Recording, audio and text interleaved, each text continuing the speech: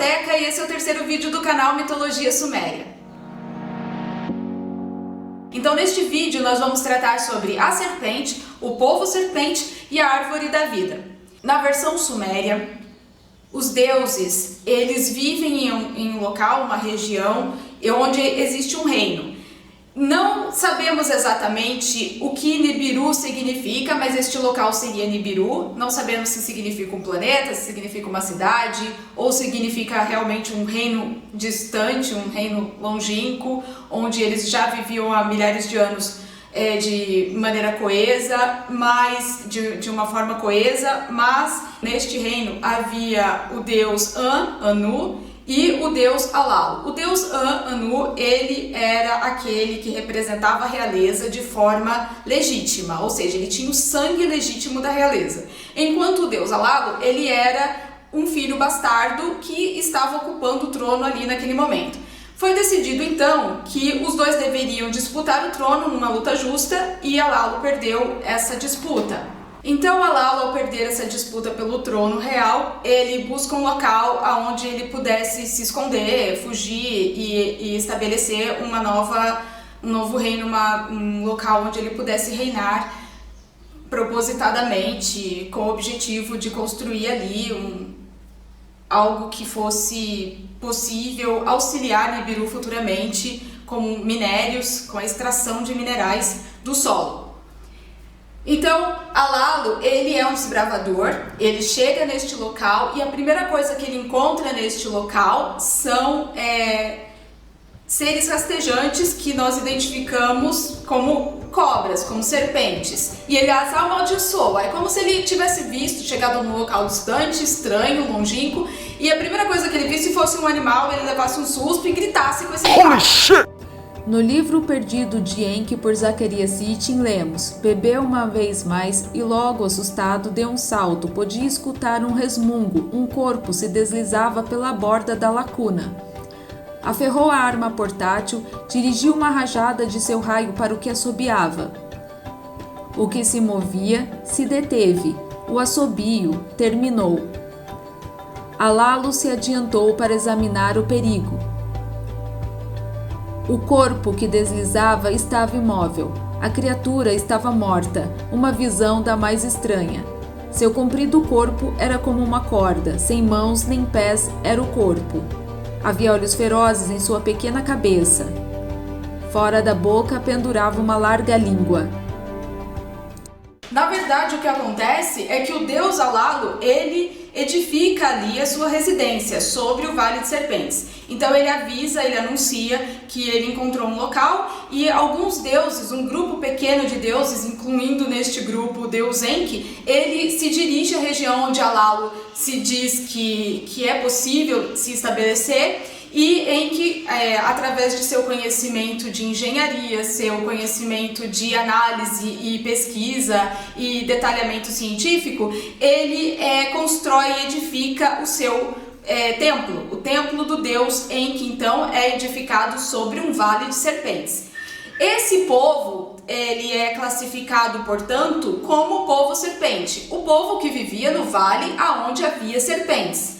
Tá? Então, assim, vai surgir muitas teorias sobre povo reptiliano, porque existem estátuas com cabeça de serpentes, existem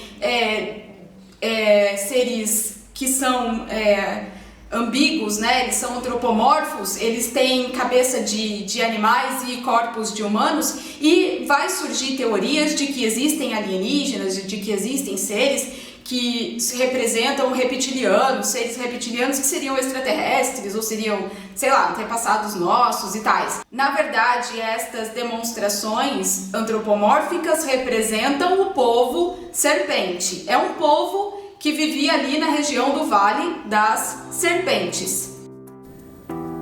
Os seres antropomorfos representados pelos egípcios tratam das 9 fases do inconsciente humano após a morte, como se nos conectássemos ao nosso animal de poder, animal totem ou patrono.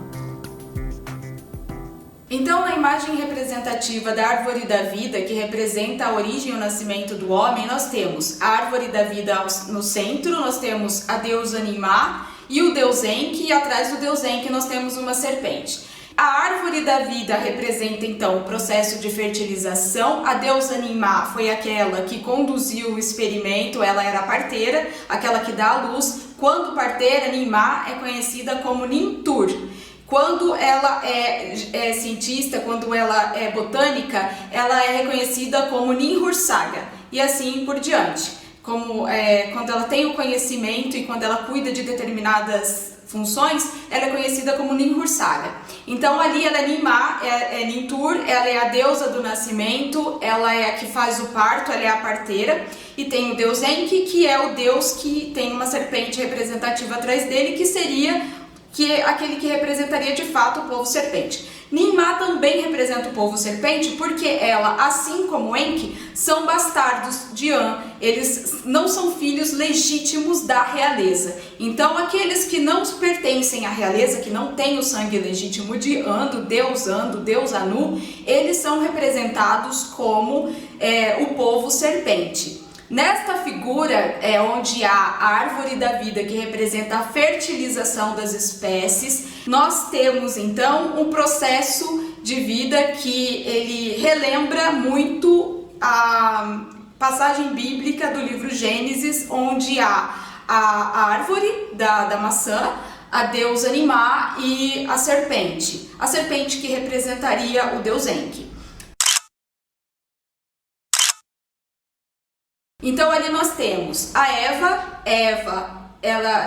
Eva que deriva do nome Riva, que deriva do nome Tite. O que acontece? Nos textos escritos em cuneiforme pelos sumérios, na história dos sumérios, o que acontece? Ali Tite foi homenageada, a primeira mulher a nascer normal, a nascer perfeita na face da terra, foi homenageada com o nome Tite, porque Tiamat, o dragão que representa o planeta Terra na versão babilônica, Tiamat, o dragão, ele é a terra. Então se Deus fez o homem através do barro, Tite deu o barro, Tiamat deu o barro.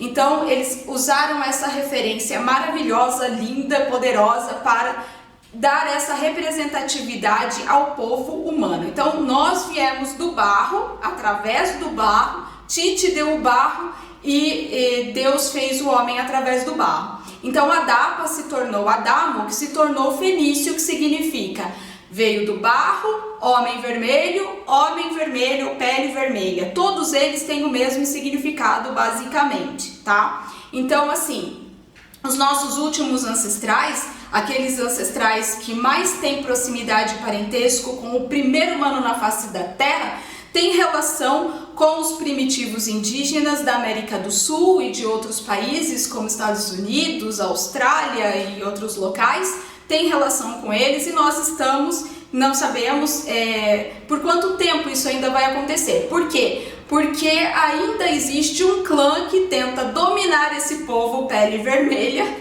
com as mesmas justificativas de milhares de anos atrás. Na tentativa de preservar a raça dos últimos ancestrais do primeiro homem criado pelos deuses, a ONU reconhece os direitos dos indígenas. No Brasil, os indígenas constam de mais de 12 mil anos e hoje vivem uma reserva de 12,5% do território brasileiro. Nós perceberemos também que há uma relação entre as serpentes, o Hermes Trismegisto e a medicina.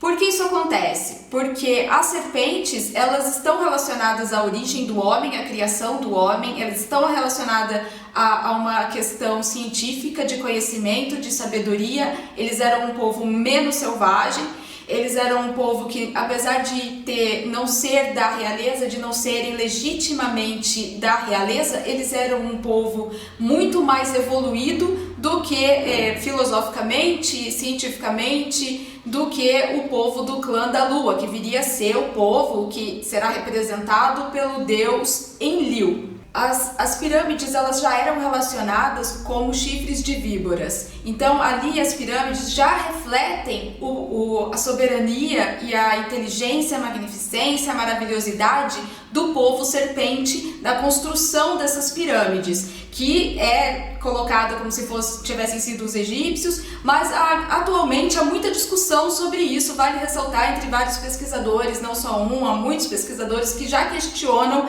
essa questão, essa relação dos egípcios haverem sido os criadores das pirâmides. Então, os faraós, eles utilizavam a serpente na testa, né? Eles usavam a serpente como ornamento de sua sabedoria e de sua magnificência, justamente para representar o povo, aquele povo que era de fato um povo superior filosoficamente, em conhecimentos. Eles eram ótimos mineradores, fabricantes de vaso, eles eram engenheiros, eles eram botânicos. Ningizida, ele é representado como Imhotep, que é também muito maravilhoso, um mestre maravilhoso de obras e de engenharia e de botânica e de medicina. Imhotep, ele é trazido como, na história, como um mestre, ministro, né, do faraó Djoser. Eu vou contestar essa colocação das academias que colocam como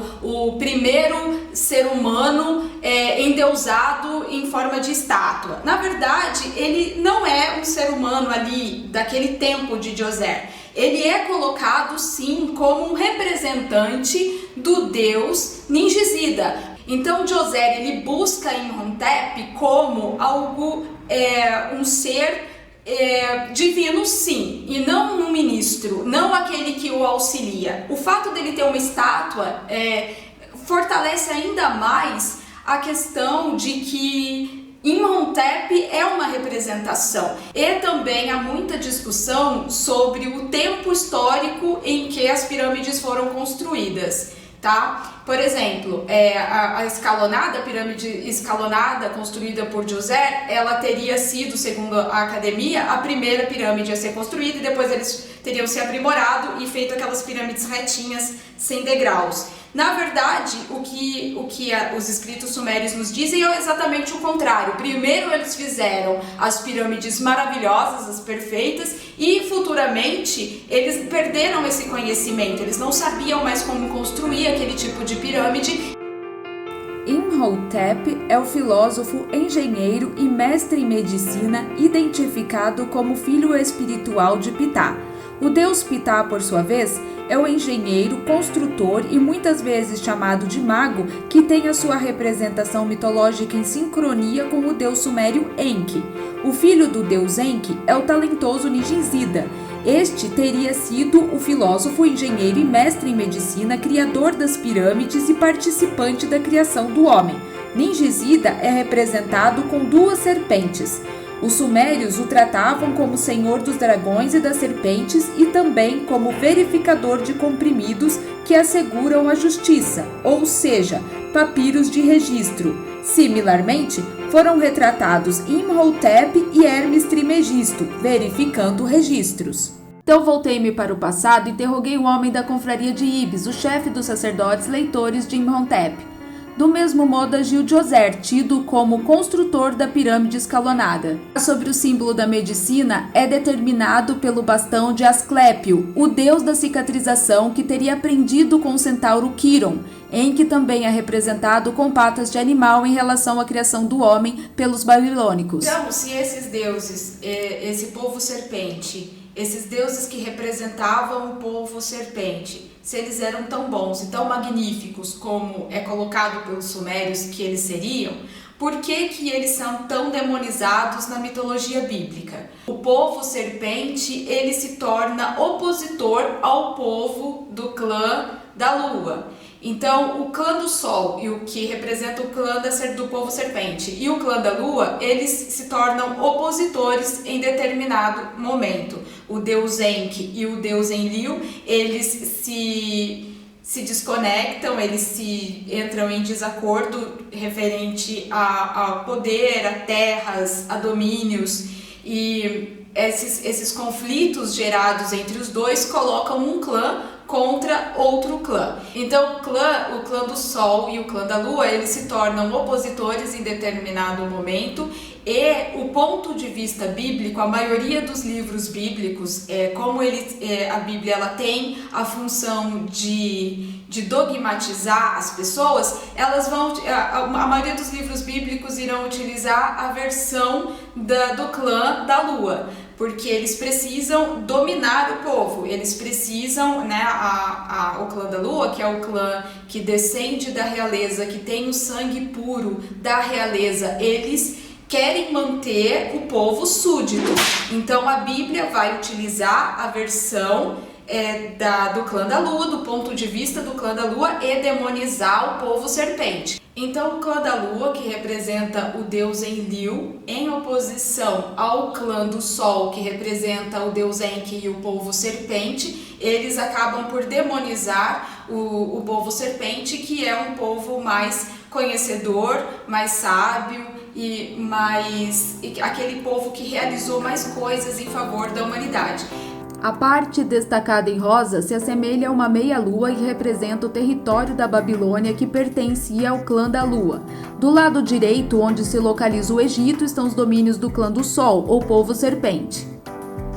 Ninhursag perguntou: meu irmão, que parte machuca você? O topo da minha cabeça me machuca. Então o Senhor Deus disse à serpente: porquanto fizeste isso, maldita serás mais que toda a fera e mais que todos os animais do campo.